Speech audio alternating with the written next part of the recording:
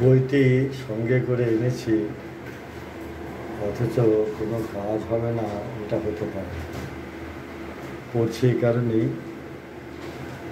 পুরীর বাবু international hotel থেকে আমার একটি কবিতা, যেটি 5 বছর আগে আমি পাঠ করেছিলাম।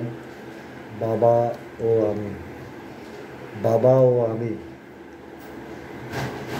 আজীবন বাবা বেশ গান গাইতে গাইতে চলে গেলেন।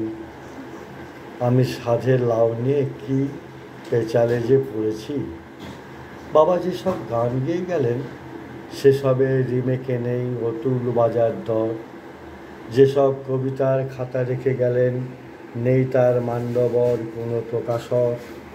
বাবা একগাদা ভাগবত রেখে গেছেন, আহাম্মক হবার ভয়ে কেউ চায়নি তার উত্তরাধিকার।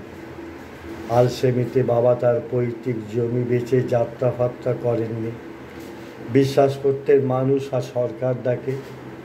বাবার পরে অন্তত আমার কাছারি যাওয়ার কথা।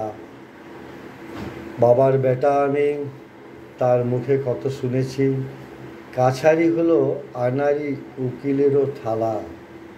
দারোগার শালি আজকাল সেক্সি হয়েছে খুব। হটদের গটাপ ম্যাচের খেলা আমি বেশ জানি। তাহাদের চারপাশে ঘুরে বেড়ায় অবাঙালি মাস্তান সমাজ। আমি এগিয়ে যেতে গিয়ে পিছিয়ে আসি, শান্তি হাজির হাসি হাসে। বাবা কোথাও এগিয়ে গেলে পিছিয়ে আসতেন না।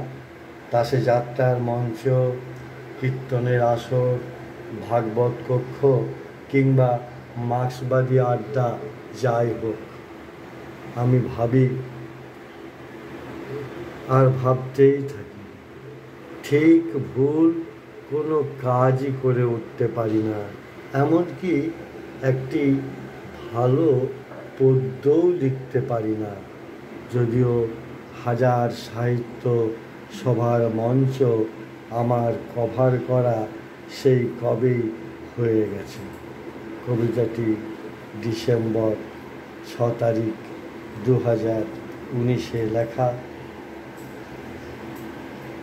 আবিশ্বের কবিতার পাঠকদের আমার ভালোবাসা। কবির জয় হোক, কবিতার জয় হোক, জয় হোক মানবিকতা।